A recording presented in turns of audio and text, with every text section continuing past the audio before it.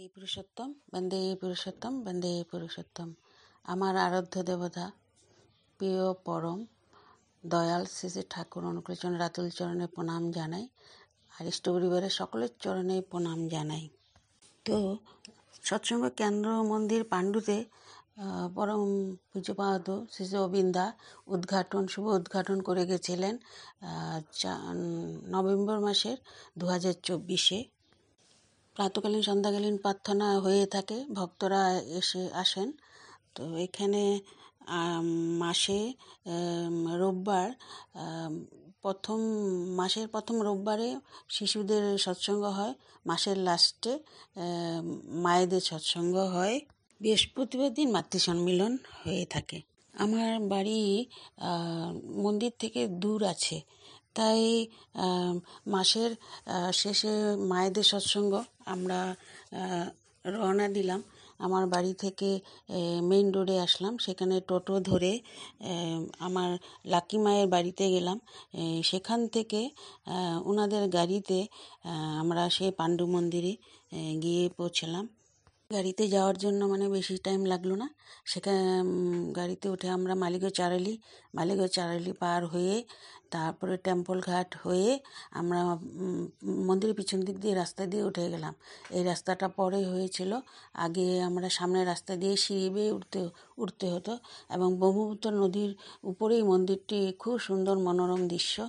আর সামনে দিয়ে ব্রহ্মপুত্র যখন বন্যা হতো আষাঢ় শ্রাবণ মাসে, তখন জল এসে যেত, সেই জলের উপর দিয়ে আমরা বাঁশের সাঁকো দিয়ে পার হতাম।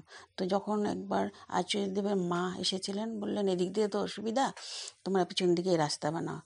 তো মায়েরা যখন আসতো, শিলংয়ে থাকতো বা ভাঙ্গাগড়ে থাকলে সেখান থেকে আমাদের এই মন্দিরে এসে যেত। এখন মন্দিরে বড় আচার্য ভবনও হয়েছে, থাকার কোনো অসুবিধা নাই। নদীর ধারে বলে খুব সুন্দর মনোরম দৃশ্য, ব্রহ্মপুত্র নদীর ফেরিগুলো চলাচল করে, নৌকাগুলো চলাচল করে, ওপারের আমিনগাঁও এটাও দেখা যায়, খুব ভালো লাগে।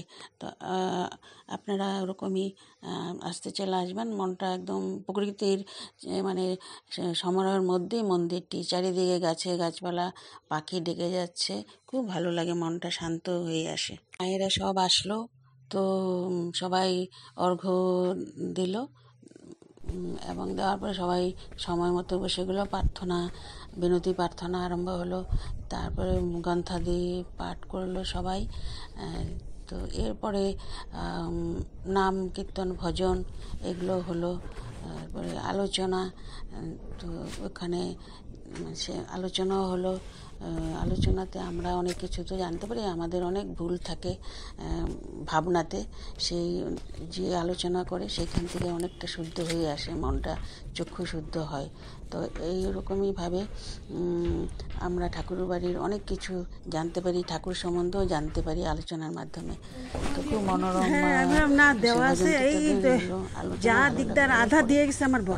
তারপরে টোটো ধরলাম হলো, আমরা সব মিলাম, সন্ধ্যাও হয়ে এসেছিল। আমরা সবাই নেওয়ার শেষে আমরা পরে সব ঠিকঠাক করে মন্দিরে সব গুছিয়ে গেছে, আমরাও আমাদের গন্তব্যস্থলের দিকে পাড়ি দিলাম। খুব ভালো লাগলো। তো এখন আগে বলেছে যে খালি মন্দির বানিয়ে রাখলে হবে না, সেখানে প্রার্থনা দুবেলা হতে হবে, সৎসঙ্গ হতে হবে। কেউ যদি বাড়িতে অসুবিধা থাকে, বিবাহবার্ষিকী হোক, জন্মদিনে হোক, বা কোনো কিছু উৎসব, মন্দিরেও দেওয়া যায়। তো অনেকে তাই বাড়ির ঘরের অসুবিধার জন্য মন্দিরে দিয়ে দেন সৎসঙ্গ। তো আমরা সেই হোয়াটসঅ্যাপের মাধ্যমে পেয়ে যাই, আমরা গিয়ে সেখানে উপস্থিত হই। খুব ভালো লাগে, সবার সাথে মিলিত হই। এমনি তো বাড়িতে বসে থাকলে কারোর সাথে তেমন যোগাযোগ হয় না, সেই সৎসঙ্গে গেলে সবার থেকে সব রকমের খবর পাওয়া যায়। তারপরে আবার সময় থাকলে আমরা ডিপি কাজও বের হয়ে পড়ি। আবার মাতৃ সম্মিলন চলতে বৃহস্পতিবারে। তো এইটাই, বাকি কিছুটা আমি এই ফটো দিয়েছি, দেখেন পাণ্ডু মন্দিরে, ভালো লাগবে। জয়গুরু, আপনারা সবাই ভালো থাকেন, সুস্থ থাকেন, ঠাকুরকে মাথায় নিয়ে ইষ্টচল জীবন আপনাদের, এই বলে রাখছি। দেই পুরুষোত্তম।